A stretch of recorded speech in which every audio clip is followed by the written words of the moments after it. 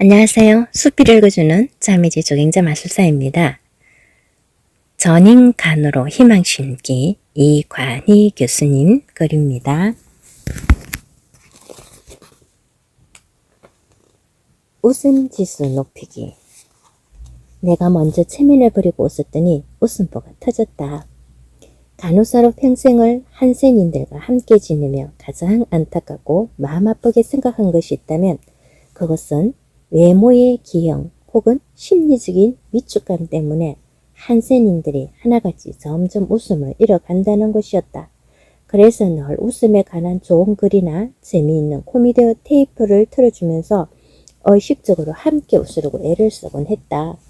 그러다가 우연히 접하게 된 웃음요법을 배워서 직접 알려드렸고 함께 집중적으로 웃으면서 병실 분위기가 눈에 띄게 좋아지고 환자들 간의 사이는 물론이고 의료인들과의 사이도 한결 부드러워지고 밝아졌다는 걸 알게 되었다.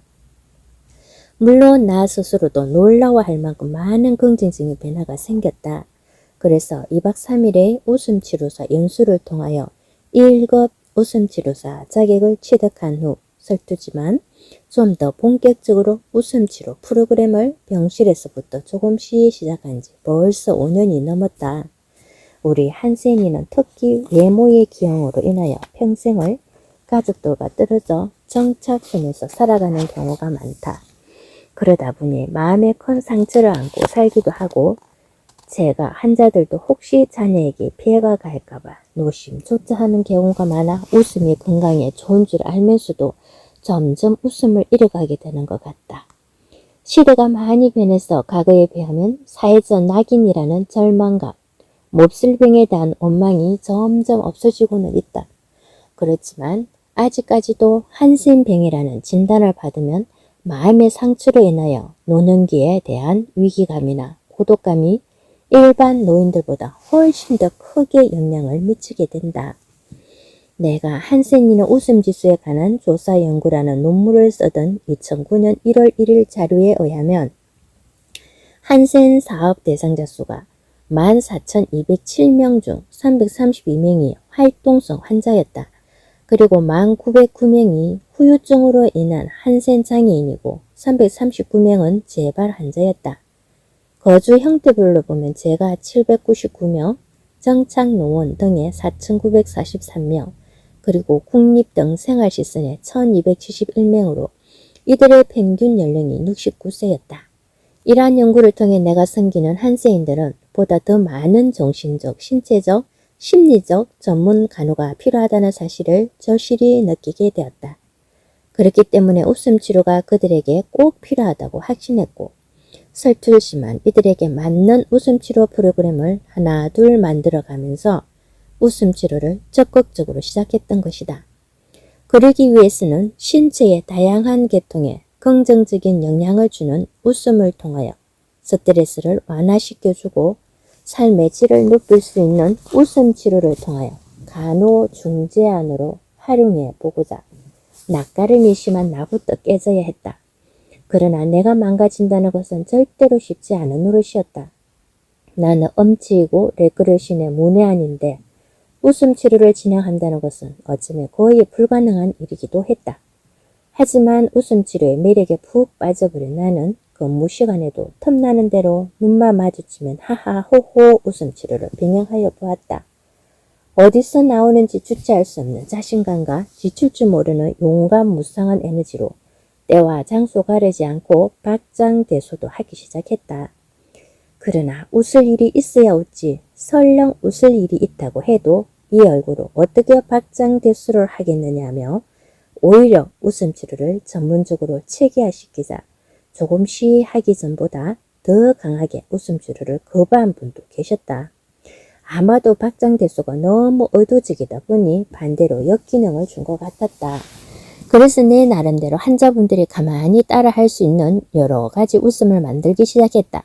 그래서 어느 순간부터 한 분씩 따라하기 시작하더니 아예 시간을 정해놓고 떼어놓고 하자며 스스로 요구를 하기 시작했다. 이제 누가 먼저라 할 것도 없이 날마다 병실에 웃음이 홍수처럼 밀려오기 시작했으니 드디어 웃음부가 터지기 시작한 것이다. 애써 터진 웃음보는 어디에 있나? 웃음보는 어디에 있을까? 강의를 하다 보면 종종 실제로 웃음보가 있는지 물어오는 경우가 있다. 아니면 반대로 많은 강사들이 웃음보가 어디에 있을까요? 물어보게 된다. 물론 대답은 각양각색이다. 특히 대다수의 사람들이 웃음보는 헛바에 있다고 대답을 하는데 이유는 간단했다.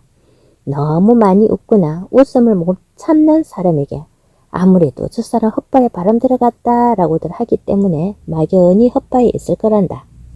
하긴 명색인 간호사에 나도 웃음 치료를 하기 전까지는 웃음보가 있긴 있는데 구체적으로 어디에 있는지를 몰랐던 것 같다. 다만 머리에 있지 않을까 생각했다. 허니 평소에 자꾸 웃는 사람에게 혹은 웃음을 참지 못하는 사람에게 머리가 돌았다고 하니까 말이다. 어쨌거나 웃음보는 헛바에 있지 않고 우리 머릿속에 있다. 이성적 사고와 판단을 내리는 좌측 전두엽과 감정을 지배하는 몇몇 개가 겹치는 A 심령력이 있는데 그것의 크기는 4제곱센티미터로서 SMA 앞쪽에 위치하고 있다. 이 웃음보에는 화학신경 전달 물질인 도파민이라고 하는 행복 호르몬이 풍부하기 때문에 우리가 행복해서 웃는 것이 아니라 그냥 웃어도 행복해지는 것이다. 이 사실은 1989년 미국 UCLA 대학병원의 프리트 박사가 만성간질성 발작을 앓는 16세 소녀의 치료를 위해 뇌 검사를 진행하다가 뇌 좌측 정두엽이 직경 1인치 정도 되는 특정 부위를 전기로 자극하자 소녀가 까르르 웃음을 터뜨리는 것을 발견했다. 소녀의 감정이나 주변의 상황과는 아무런 관계가 없이 오로지 주어지는 전기 자극의 세기에 따라 웃음의 강도가 달라지고 지속시간에 차이가 났다. 이렇게 프리드 박사에 의해 가장 먼저 발견된 뇌 속의 웃음보 연구 결과는 뇌의 처치에 발표되면서 소개되었다. 여기서 우리가 주목해야 할 것은 본인의 감정이나 주변의 상황에 관계없이 웃음보를 자극하며 웃을 수 있다는 것이다. 프랑스의 도덕가이자 경고가인 샹포르는 웃지 않고 보낸 하루는 일생에서 가장 무익한 날이다 라고 말했다. 물론 과다한 스트레스에 시달리는 현대인들이 날마다 웃으며 살기가 생각보다 쉽지 않은 일이다. 하지만 그냥 웃다 보면 스트레스를 적게 받을 수 있다는 사실에 더 의미를 두고 내가 먼저 웃어보자. 분명히 본인은 물론이고 주위가 환하게 밝아질 것이다. 내가 웃음 치료를 시작하면서부터 지금까지 꼭 지갑에 넣고 다니다가 환자들에게 나누어주는 쪽지가 2장 있다. 바로 로빈 샤르마의 나를 찾아가는 여행 중에 나오는 글의 한 대목이다. 15번이라도 웃어보게나. 무슨 말인지 알겠나? 웃음은 우리의 영혼을 치료해주는 보약일세. 설사 웃을 기분이 아니더라도 거울을 보며 잠시라도 웃어보게. 그러면 정말 멋진 기분이 들 걸세. 윌리엄 제임스는 우리는 행복하기 때문에 웃는 게 아니다. 웃기 때문에 행복한 것이다 라는 말을 남겼네. 그리고 마크 트웨인의 톰 소유의 모험에서 읽은 글귀인데 내가 웃음 치료를 하기 전에는 그냥 흘렸던 대목이기도 하다. 노인은 큰 소리로 웃기 시작했다. 머리끝부터 발끝까지 온몸을 흔들며 자지러지게 웃었다. 그러고는 그런 웃음은 주머니 속에 있는 현금과도 같아서 의사가 내미는 청구서를 걱정할 필요가 없다고 했다. 웃음이 좋다. 정말 좋다. 그 끝은 어디일까? 웃음이 좋다. 정말 좋다. 이렇게까지 나를 감동시킬 줄은 정말 몰랐다. 어제 그제 얼마나 놀라고 감격을 했는지 가슴이 용광로처럼 펄펄 끓어오르고 벌써부터 내일 일어날 일들을 예견해 보는 중이다. 카페에 올릴까? 정부에서 체험 사례로 발표를 할까? 뜨거워진 가슴을 주체할 수 없어서 고민 아닌 고민이 될 지경이다. 왜 내가 이리도 좋아하는가? 그것은 입원 환자 중에 우울증이 아주 심해서 말도 어눌하게 했던 어느 환자분이 3주 만에 많은 변화가 일어나고 있었다.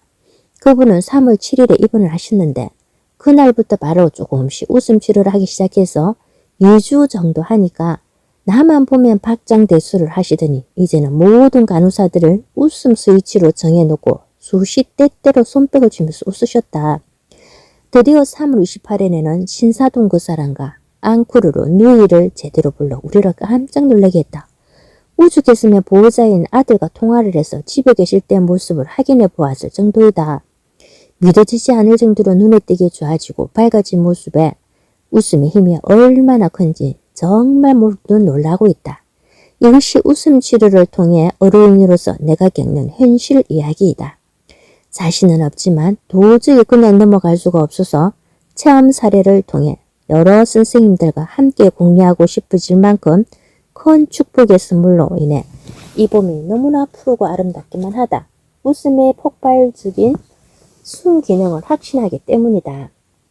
긍정적인 사고를 갖고 적극적으로 살게 된 내가 더 이상 뒤를 돌아볼 시간이 없다는 것도 안다. 지금부터라도 메마른 가슴에 따뜻한 불씨를 간직한 채 꿈을 향하여 부단히 노력해야만 된다는 걸 알기에 앞만 보고 조금씩 걸음을 떼면서 용기를 내려고 한다. 오늘도 새로운 마음과 새로운 다짐으로 꿈과 희망을 그려가는 너그럽고 자랑스러운 하루가 되기를 소망해 보면서 단 한 번뿐인 오늘을 행복으로 꽉 채우려고 한다. 어제보다 조금만 더 많은 웃음으로, 더 많은 행복으로 아주 많이 행복한 봄날을 만들려고 매 순간 한박 웃음을 웃고 수시 때때로 거침없이 박장대소를 날리고 있다. 병실에서는 물론이고 내가 가는 곳이라면 어디에서든지 말이다. 웃음도 기다림이 필요하다. 얼마 전 퇴근을 서두르고 있는데 전화 한 통을 받았다. 지금 준비 중인 편지글 모험지 병원 풍경의 주인공이라고 할 수 있는 시군이었다. 처음 한신병 진단을 받고 우리 연구원에 입원하면서부터 퇴원할 때까지 가장 속을 많이 태웠던 친구다. 워낙 병이 커가지고 나타나는 바람에 후유증도 많이 남을 텐데 아예 한센병 자체를 부정하고 받아들이지 못해서 계속 분하고 원통해하며 여러 사람 가슴을 태우더니 급기야는 치료를 거부하고 퇴원을 강행하려 했다. 덥거나 말거나 2시간 동안 10개의 손가락과 10개의 발가락을 하나하나 세심하게 치료해주면서 마지막이라 이렇게 치료해주고 있는 중이고 다음에 올 때는 더 심해져서 손가락을 잃게 될지도 모른다고 말했다. 그랬더니 갑자기 흐느끼면서 지금이라도 치료를 잘 받으면 더 이상 나빠지지는 않겠냐고 되물었다.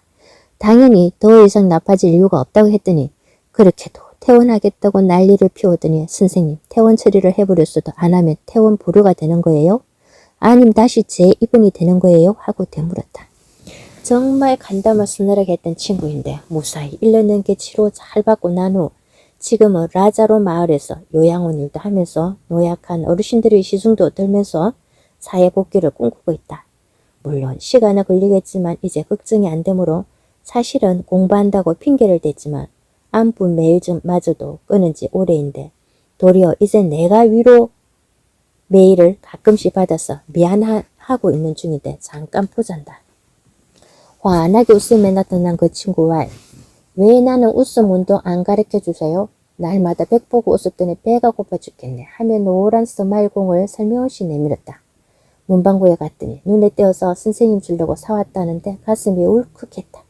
그렇게도 안 따라해서 애를 태우더니 환하게 웃으며 받아든 그 노란 스마일공은 5분도 채 안 되어 102호의 다른 주인에게로 갔다.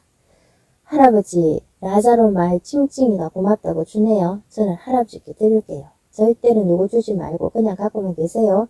하며 드렸더니 맞아 옷만 보고 있어도 웃음이 나오겠어. 앞으로는 우리 간호사님께서 고생 안 해도 되겠는걸 하시면서 후후 웃으셨다. 그리고 정확히 일주일 후에 그 노란 스마일공은 또다시 간호사님 진짜 웃고는 싶은데 웃음이 안 나오는 걸 어떻게 해요? 하며 간절하게 제발 제발을 외치던 같은 병이 입원하고 있는 소모 젊은이에게로 넘어갔다. 물론 닷새 후에는 매사가 불편불만인 안모 아주머니에게로 갔다가 20년 만에 처음으로 큰 소리를 내어 웃어본다는 이모 할머니를 거쳐 지금은 또다시 내게로 와서 또 다른 주인을 기다리고 있다. 나는 웃음 치료로 이렇게 병실을 가꾸는 중이다. 행복지수 높이기. 절망 속에서 웃음으로 새망을 품다. 아침 저녁으로 제법 싸늘한 바람이 불고 한낮의 맑음과 한기는 곳곳에서 완연한 가을을 느끼게 한다. 해마다 가을만 되면 어김없이 찾아오는 가슴앓이에 진이 빠져서 세월 가는 줄 모르고 우울 모드에서 헤매던 내가 웃음으로 인해 새로운 나를 만나게 되었다. 그리고 그렇게 좋은 웃음을 내 주위에 조금씩 나누어 주기 시작했다. 물론 아주 작은 실천을 통해 얼마나 큰 행복이 되돌아오는지 전혀 몰랐지만 말이다. 2007년도는 나에게 여러 가지로 큰 의미가 있는 해였다. 평생 막내딸밖에 모르시던 친정엄마를 요양원에 보내어드리고 스스로 죄책감에서 헤어나오지 못하고 요양원에 대한 편견 때문에 참 많이 울었었다. 집에서 모신다고 해도 딱히 잘 해드리지도 못하고 행색 20년이 넘게 병원에서 근무를 하고 있는 간호사라는 딸이 해줄 수 있는 것이라고는 고작 퇴근해서 목욕시키고 산책을 시켜드리는 것밖에 없었으면서도 뭐가 그리 서러운지 대책 없이 울음이 나오고 또 나왔었다. 내 나이 38에 결혼이라는 걸 했다. 서툴기만 한 주부로서의 생활이 안타깝고 걱정이 되셨는지 큰오빠의 말년을 부르치고 우리 집으로 오신 엄마가 하신 첫 마디는 꼭 내 손에서 죽게 해달라는 주문이셨다. 당신의 연세가 80이 다 되셨기 때문에 우리 집에서 살림을 하기에는 무리이지만 남은 여생을 막내딸이 나를 도와주면서 우리와 함께 지내고 싶다는 간절한 바람이셨다. 다행히 남편도 헝크의 어머니만 좋다면 내 한영이라며 좋아해 주었다. 그 연세에도 워낙 깔끔하고 부지런하신 분이라 살림을 얼마나 야무지게 잘하시는지 우리 모두 혀를 내두를 정도였다. 특히 딸아이에게 풍순을 불어서 색깔을 알게 하고 덧셈과 뺄셈을 가르치는 걸 보고 깜짝 놀랐다. 나뭇잎을 주워다 이름을 가르치고 노트에 써보게 하는 등 어디서 그런 지혜가 나오는지 실제 생활이 바로 공부해서 따로 학습지를 안 시켜도 될 정도였다. 내가 알고 있는 나의 엄마는 한글도 겨우 익힌 그것도 혼자서 간판을 보고 땅에 나뭇가지로 똑같은 글씨를 써보면서 스스로 익혔다고 들었다. 그저 아무것도 모르는 순박한 시골 할머니인 줄 알았는데 얼마나 행복하고 슬기로운지 엄마에 대한 환상이 하나 둘씩 무너지고 새롭게 재조명되어서 기뻤다. 그동안 내 엄마를 부끄러워한 내 자신이 부끄러워졌다. 많이 넘어서야 나를 낳아주신 엄마의 새로운 면을 보게 된 점이 죄송했지만 진심으로 존경하게 되어 그나마 위안이 되었다.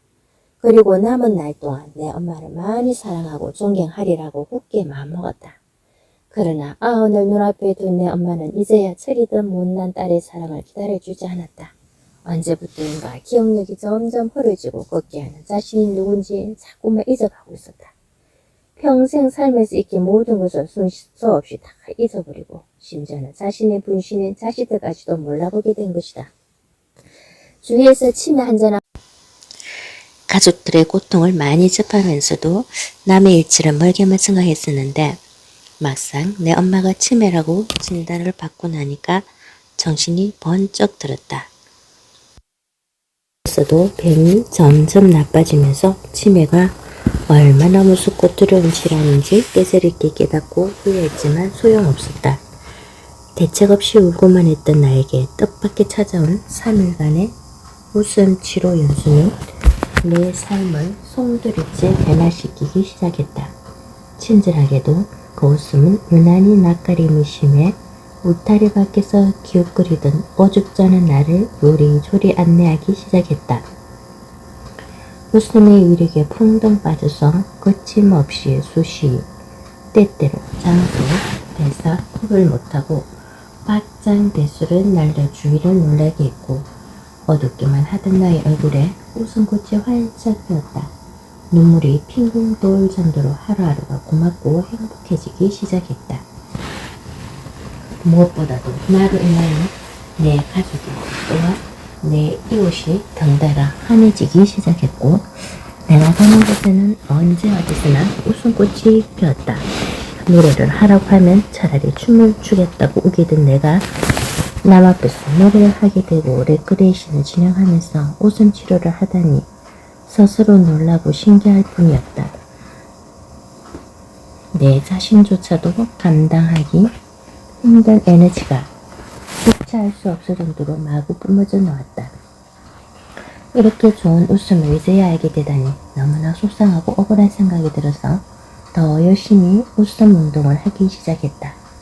처음에는 딸이랑 둘이서 간지럼을 태우며 하하호호 웃기 시작했는데 이제 우리 병원에 입원 환자들이 나만 보면 한 번 더 웃어야지요 하면서 먼저 웃음 치료를 청하게 되었다.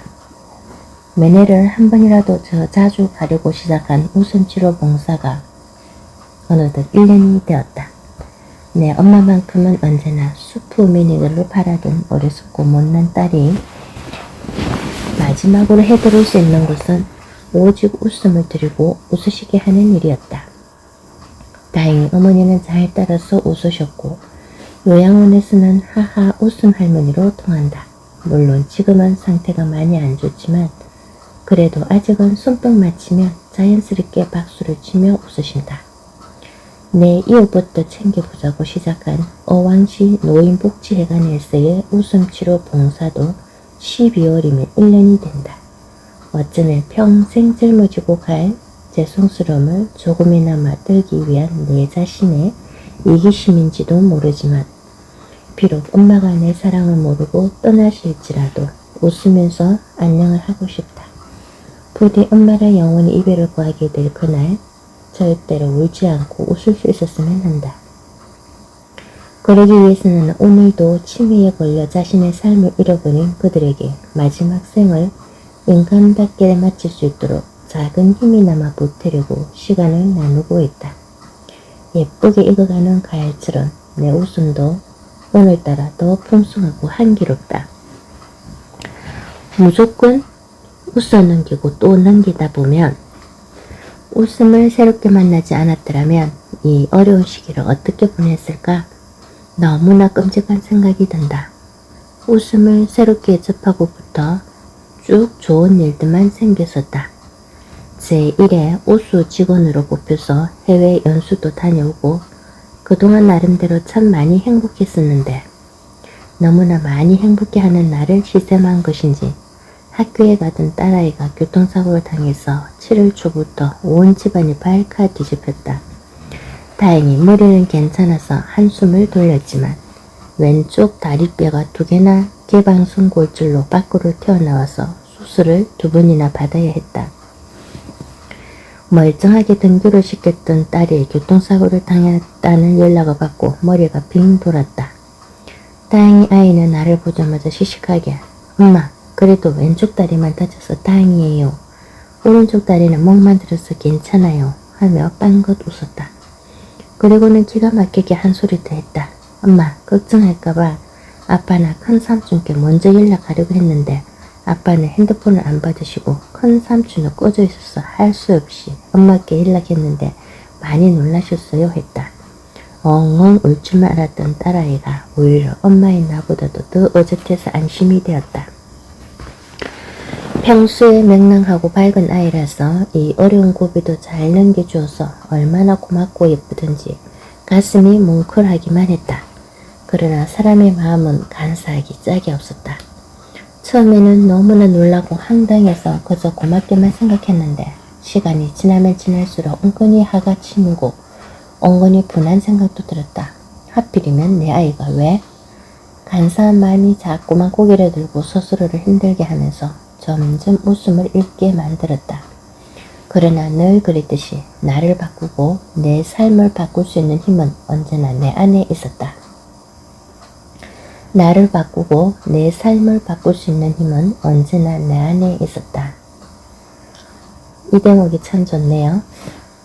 어느 날 문득 찾아온 불행을 그나마 다행이라고 생각하고 마음을 가다듬고 또 다른 나를 만나는 이유를 부리다 보니 어느새 3주일이 지나가고 딸아이도 나도 제법 빠르게 잘 적응했고 드디어 집 근처의 병원으로 옮겼다. 아무리 예고 없이 들이닥친 불행일지라도 그나마 다행이라고 생각하며 자연스럽게 받아들이고 나니 한결 마음이 편하고 오히려 내 이웃들에게 심리를 끼쳐드려서 죄송하다는 생각에도 더 열심히 살아야 할 이유를 깨닫게 했다.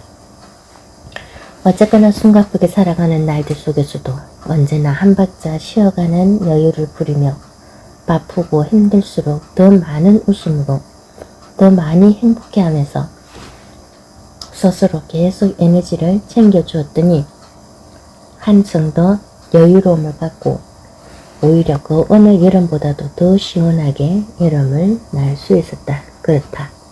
모든 것은 내가 마음먹기에 달려 있었던 것이다. 아름다운 날들을 만날 수 있었으면 참 좋겠다고 마음을 고쳐먹으니 행복 하나 더 챙기고 지혜 하나 더 챙길 수 있는 여유가 생겼다. 날마다 새로운 마음가짐으로 따뜻한 세상을 그리며 포근한 한정이 넘쳐나는 삶을 나는 세상을 이야기하고 환한 웃음이 넘쳐나는 행복한 세상을 꿈꾸면서 살려고 한다. 언제 어디서든 아름다운 삶을 살 수 있기를 기원해 보면서 뜻하지 않은 사고로 인해 조금 더 지혜롭고 슬기로운 생각으로 예쁜 우리 딸아이도 나도 한 뼘씩 성숙할 수 있는 계기가 되었으면 참 좋겠다. 오늘도 나는 웃음의 위력으로 모든 어려움을 견뎌내며 힘이 들 때마다 더 많이 활짝 웃으면서 여름을 날려고 한다. 아무리 덥고 짜증이 나도 신나게 웃어 넘기면서 마음속으로 수백 번도 더 얼음집을 지었다. 이렇게 생각만 뒤집으면 될 것을 사람들은 알면서 왜 안 하는 걸까?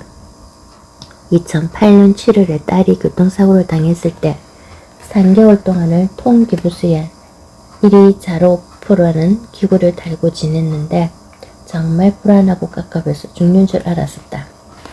행복 바이러스 챙기기. 띵동 띵동. 오늘이 막 시작된 제법 신선하고 상쾌한 월요일 새벽이다. 일하랴 공부하랴 여기저기 강의 다니라 많이 피곤하고 힘들지만 그래도 조금씩 업그레이드 되어가는 자신의 새로운 모습을 만나면서 스스로 행복을 만들어가고 있다. 물론 지금쯤은 세월의 연륜 따라 혹은 흔적을 고스란히 얼굴에 묻힌 채 나이에 걸맞게 살아야 될 시점인지도 모르겠다. 그러나 더디게 세상을 살고 있는 나로서는 아직까지도 나름대로 부지런히 ing 중이고 새로운 도전을 계속할 수 있어. 오늘도 이렇게 따뜻한 커피에 행복 하나 더 얹어서 잔잔한 음악과 함께 빙글에 한박 웃음 지으며 행복하게 오늘을 맞는다.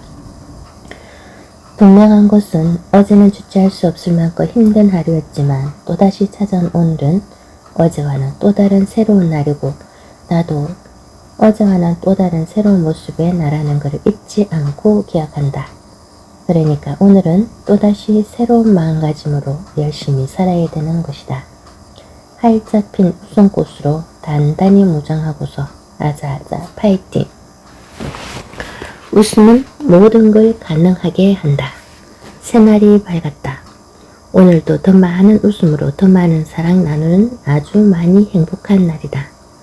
어제는 똑같은 일상이지만 새 달의 첫날이라는 그 이유 하나만으로도 많은 걸 쏟아부어줘서 행복했던 하루였다. 이렇게 새로 시작한다는 것은 알게 모르게 참으로 거대한 힘을 건네주고 있다. 단지 우리가 눈치채지 못하고 있을 뿐 마음만 먹으면 무한정으로 얼마든지 꺼내서 쓸 수 있는 에너지가 내 마음속에 들어있다. 그리고 그 에너지를 때울 수 있는 것이 바로 웃음이다. 그냥 막무가내로 습관처럼 웃다 보면 행복해지는 것이다. 어제 201호에 새로 입원한 조무 할머니의 조카가 병문안을 왔다. 그 조카 어찌나 착하고 히특한지 손자인 줄 알았는데 다정하게 큰엄마라고 부르며 오후 내내 침대에 걸터 앉아 조곤조곤 속삭여서 옆에서 보니 꼭 할머니와 친손자 사이처럼 보기가 참 좋았다. 한 가지 험이라면 웃음 치료를 할 수 없을 거라는 아쉬움이었다.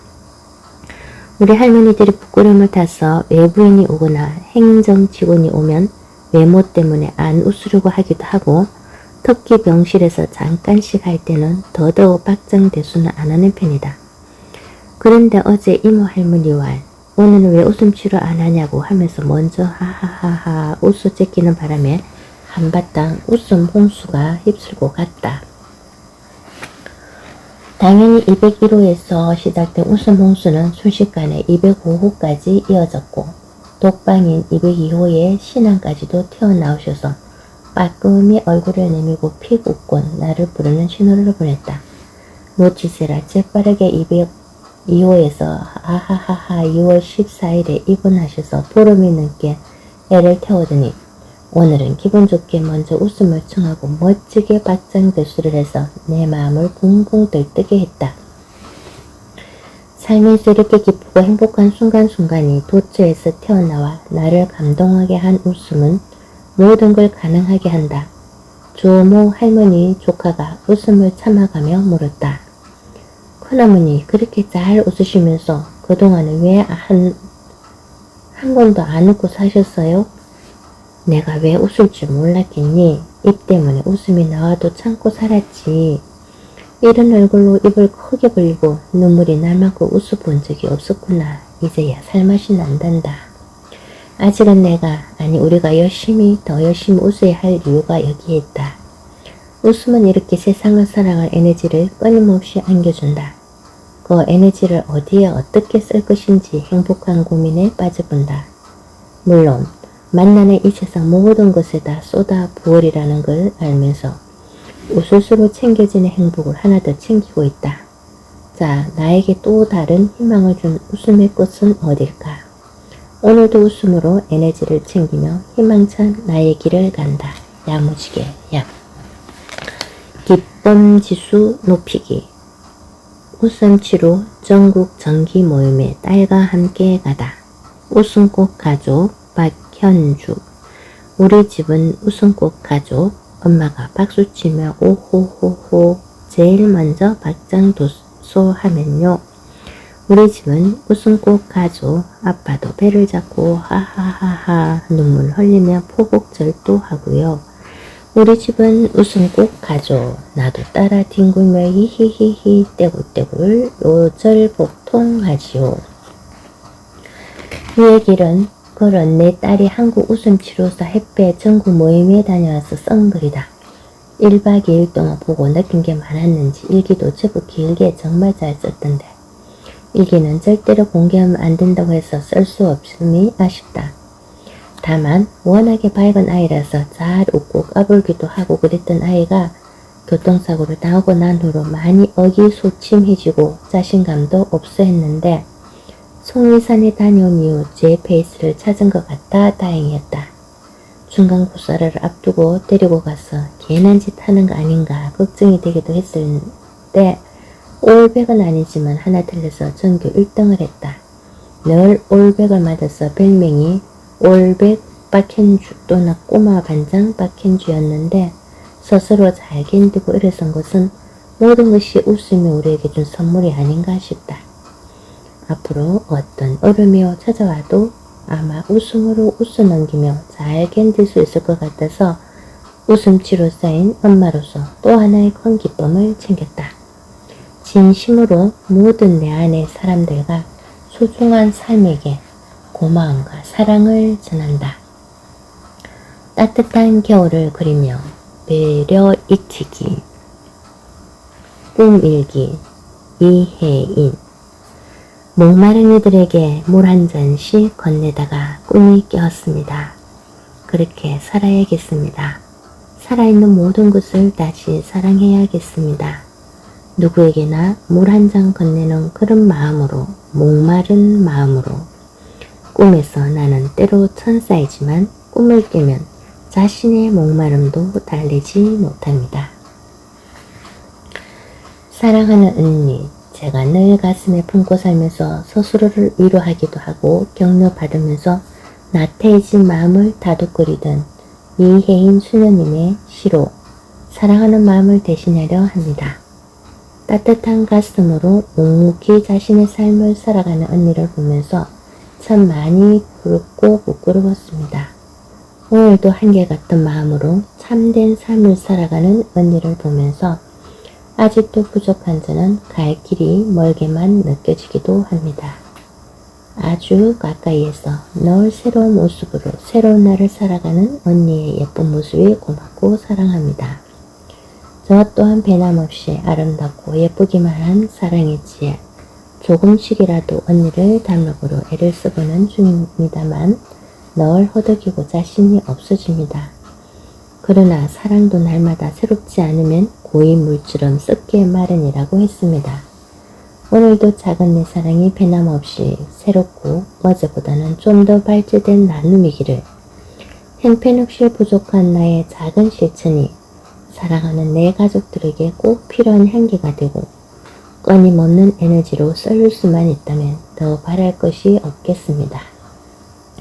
다같이 더불어 사는 삶, 나누는 삶을 꿈꾸면서도 늘 내가 우선이고 말뿐인 것은 아닌지, 많이 부족하지만 날마다 조금씩이라도 더 많은 넉넉함을 배우고 익히며 더 많이 나누는 삶에서 더 많은 행복을 찾아볼까 합니다. 사랑도 습관이고 행복도 습관이라고 했습니다. 행복은 셀프다를 힘차게 외치면서 오늘도 변함없이 행복한 하루를 시작하려 합니다. 언니도 변함없는 일상이지만 어제보다는 오늘보다는 내일이 더 행복한 오늘이 되시기를 진심으로 기도드립니다. 언니, 우리 모두 웃음으로 파이팅! 내가 먼저 마음 열기, 배려하기, 이미 떠나버린 가을, 어느새 곁에 와버린 겨울, 열심히 살지도 못하면서 늘 허둥대기만 할 뿐, 아직은 겨울을 맞이할 채비도 못했는데 또다시 겨울은 옆에 와 있나 보다. 제법 추워진 날씨에 기가 죽어 소슬 몸도 마음도 얼어붙기 시작하는 걸 느끼면서 그래도 열심히 살아남아야 그나마 본전은 될 텐데 아직까지도 타협을 못하고 더디게 협상 중이다. 내가 먼저 마음을 열고 다가가서 잘 지내보자고, 서로 좋은 친구가 되어보자고 악수를 청해야 되는데 무엇이 그리 아쉬운지 떠나버린 가을만 붙들고 앉아서 낑낑대고 있다. 겨울이 더 많이 화내기 전에 미련 없이 가을을 얼렁 떠나보내고 다시 한 번 더 힘내서 파이팅 해야 되는데도 말이다. 정말 남은 한 달만이라도 후회 없도록 열심히 살아야 되겠다. 사랑하는 현주 아빠, 건강은 행복의 시작이라고 합니다. 새벽 공기를 가르며 집을 나서는 뒷모습에서 저는 새로운 희망을 보았고 살며시 입술을 깨물었습니다. 오늘도 건강 잘 챙기면서 기죽지 말고 잘 보내자며 활기차게 모처럼 웃어 보이는 환한 모습이 나를 저절로 웃게 합니다. 웃음도 기술이라네요. 하지만 스마일 교육을 따로 받을 필요가 뭐 있나요? 웃다 보면 스스로 즐거워져서 배시시에 웃음이 나올 텐데요. 그냥 웃다 보면 정말 웃게 되던걸요. 힘들고 어려워도 많이 웃고 삽시다. 당신도 제발 기죽지 말고 어깨 활짝 펴고 당당하게 웃으세요. 어려울수록 서로 아끼고 보듬어 주어야지요. 더구나 이제는 따뜻한 사람의 정이 그리운 겨울입니다. 더 많이 따뜻한 가슴이 필요한 시점입니다. 나부터 먼저 따뜻한 마음으로 추위를 녹이겠으니 당신도 조금만 더 밝은 눈으로 따뜻한 세상을 꿈꿔보세요. 이제는 당신과 나 우리가 힘을 모아야 할 때입니다. 건강한 겨울을 나기 위해서는 스스로 나를 가꾸는 삶이 필요합니다. 미리 준비하고 만들어가는, 그래서 내 뜻대로 한번 멋지고 아름답게 새날을 기대해 봅시다. 새해에는 매일매일 기쁜 순간들로 꽉 채운 날들이 되기를 가슴에 두 손 모으고 간절히 기원합니다. 절대로 비겁하게 피하지 말고, 절대로 주눅들지 말고 당당하게 세상의 흐름과 맞서서 싸우세요. 최선을 다한 후 모든 것은 자인의 섭리에 맡기면 됩니다. 부디 먼 훗날까지 후회하는 일은 없었으면 합니다. 아무튼 새로운 마음으로 신기일전해서 새해를 멋지게 전력 질주해보는 한 해가 되기를 소망해보고 또 진심으로 기원하면서 두 손 모아 건투를 빕니다. 당신을 사랑하는 당신의 아내가 2006년 11월 29일 IMF로 회사가 경련난에 휘둘릴 때 기죽은 남편에게 쓴 편인지. 은혜로운 섬 소록들을 떠나시는 선생님께 배려 나누기. 선생님, 멀게만 느껴지던 정령태임이 어느새 이렇게 빨리 달려왔는지 공허함이 마음속 깊숙이 작은 파문을 일으킵니다. 졸업이 끝이 아닌 또 다른 시작이듯이 선생님께서도 25년 만에 맞이하게 된 정령태임이 또 다른 시작이고 가슴 쓸리는 출발일 수도 있는데 이 순간만은 끝이라는 아쉬움에 마음 한구석이 저려옵니다. 24년 전 2월 아직은 쌀쌀한 기운이 목을 움츠리게 했지만 따스한 햇살 아래 개나리 진달래가 꽃망울을 터뜨릴 준비를 하는 거점이었습니다. 어떤 모습, 어떤 생각을 가진 친구들일까? 24시간을 함께 하실 선생님은 어떤 분이실까? 작은 슬림 속에 만났던 30명의 20살 처녀들과 꿈 많은 소녀처럼 환한 미소로 우리를 맞이하셨던 선생님의 모습이 아직도 어제일처럼 생생하기만 합니다. 눈만 감으면 다시 떠오르는 예쁜 날들, 특히 뜨거운 햇살 아래 해수욕장에서 뒹굴던 추억의 날들이 그립기만 합니다. 살랑거리며 간지럼을 태우는 봄바람과 온갖 꽃들과 함께했던 시절과 사계절의 변화에도 깊기만 했던 선생님의 고귀한 사랑과 우리들의 해맑은 우정, 어느 것 하나 소중하지 않는 것이 없는 즐거운 시간들이었습니다. 선생님, 지난 24년 양성소와 인연을 맺은 600여 명의 작은 천사들이 꿈이 먹고 정성 어린 깊고 깊은 선생님의 지고지순한 사랑의 향기에 많은 힘을 얻었고 위로를 받았으며 작은 행복을 배웠으리라 생각됩니다. 앞으로도 선생님께서는 혼자가 아닌 우리들의 영원한 서성이라는 거 잊지 마시고 또 다른 곳에서의 예쁜 삶을 기대하겠습니다. 영원히 선생님만의 작은 천사들이 우리나라 방방 곳곳에서 살맛나는 세상을 위해 선생님이 뿌린 작은 사랑을 실천해 가리라 믿고 위로 받으시기를 빕니다. 선생님께서 우리에게 가르친 사랑을 이젠 저희가 우리의 아이들에게 가르치겠습니다. 언제 어디에서나 늘 우리와 함께 하셨던 선생님, 앞으로도 언제까지나 우리 곁에서 함께 계시리라 믿습니다. 선생님, 이제야 알겠습니다. 신이 세상을 세탁하지 않아도 우리의 작은 사랑이 모여 이 세상을 깨끗이 세탁하고 아름답게 꾸미고 있다는 것을 너의 생각만 해도 가슴이 설레고 위로가 되었던 사슴섬에 언제나 우리들의 마음속에 계셨던 선생님께서 이젠 떠나신다고 생각하니 저 또한 아쉬움이 큽니다. 하지만 새로운 곳에서 또 다른 사랑의 꽃을 피우시기를 기도드립니다. 선생님, 늘 기억하겠습니다. 사슴섬에서의 따뜻한 만남을 늘 생각하겠습니다. 선생님과 함께한 소중한 추억을 늘 간직하겠습니다. 서로 사랑하고 이해한다는 가르침을. 선생님, 다시 한번 깊은 사랑과 은혜에 감사드리며 귀하고 값진 정년 퇴임을 축하드립니다. 그리고 진심으로 사랑합니다. 사슴섬의 모든 식구들과 이름 모를 작은 풀꽃 하나까지도 모두 사랑합니다.